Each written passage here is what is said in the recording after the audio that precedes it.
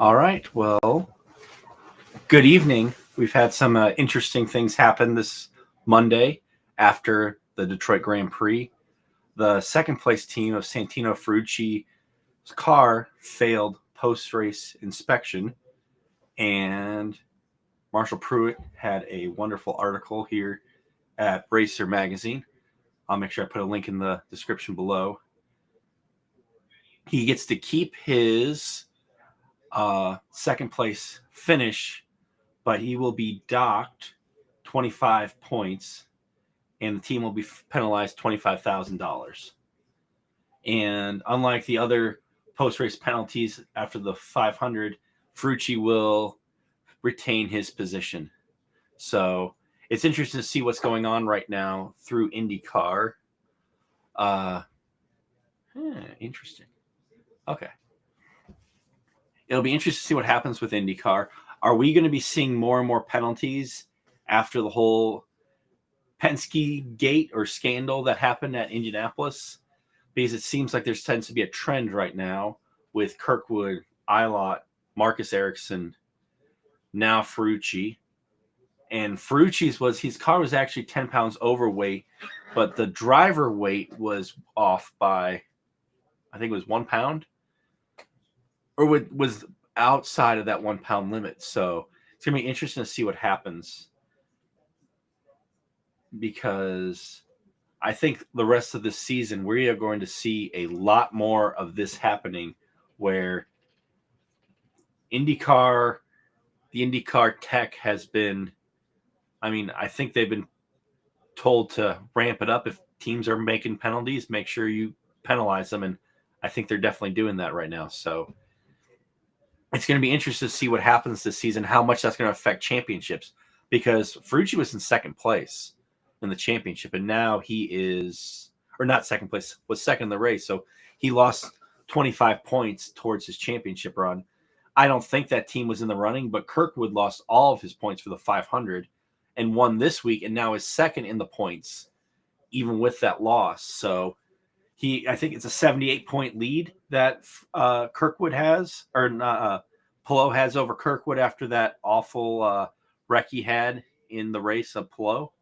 So would that be 25? That points, that those second place points would have made it an awful close race right now for the championship if those penalties were not put in. So it'll be interesting to see what happens this year.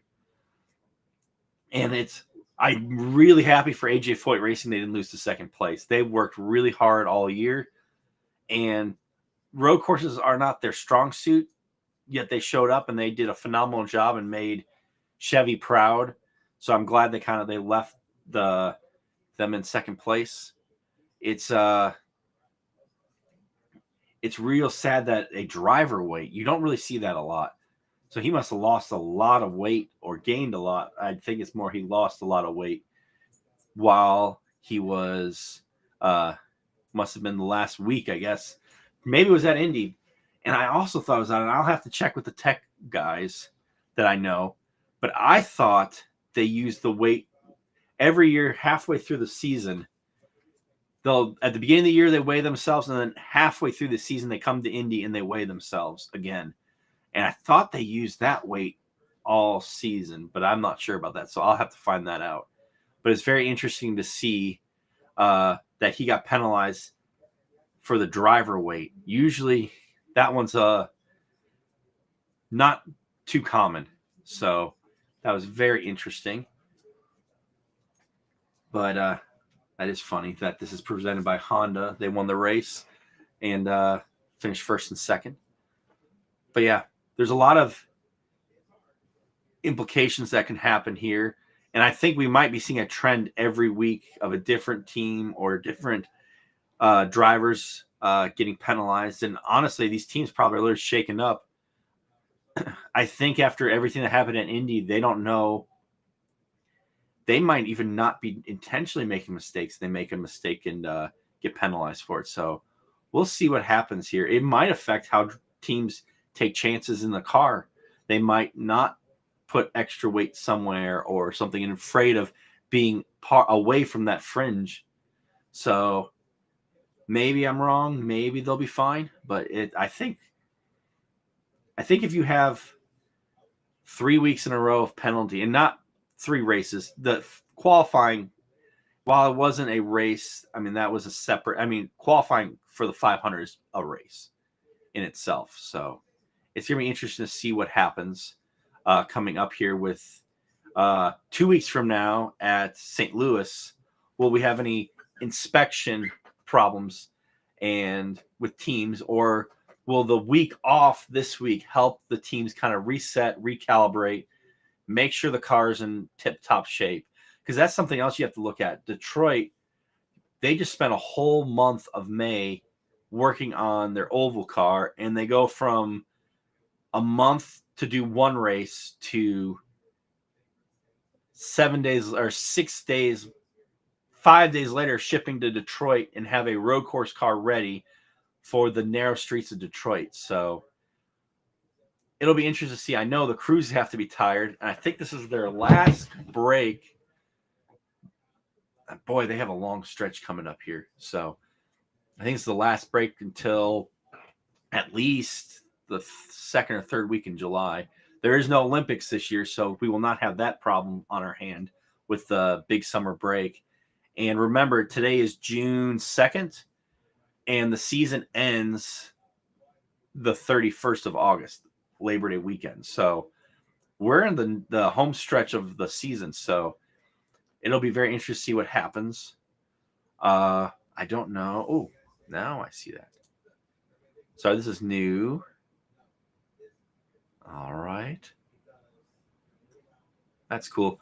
But if you guys could like, subscribe. We're trying to reach follow if it's on Facebook. We're trying to increase our viewership, so hopefully we can do more things. And if there's anything you want us to talk about, let us know in the comments below and in future posts. I'm looking at doing possibly something tomorrow with the drama currently going on with Scott McLaughlin and Tony Kanaan. They're in currently a battle over who's at fault and who should be talking online. So that'll probably be tomorrow. But I want to make sure I got this out tonight before with the Ferrucci penalty, which that hurts because that team has worked really hard to get that car, and just to be off by a driver weight.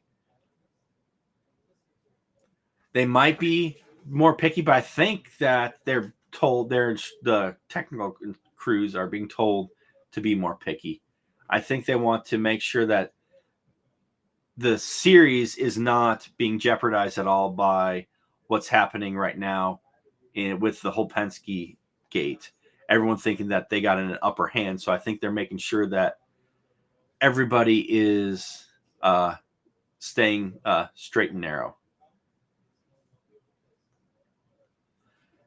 And yeah, I think that's going to be it for tonight. And I'll see you guys tomorrow. And if you can let us know in the comments below if there's a night that works better to do lives, we're going to try to do a couple lives a week and give some racing updates. And that is it. So thank you guys for watching.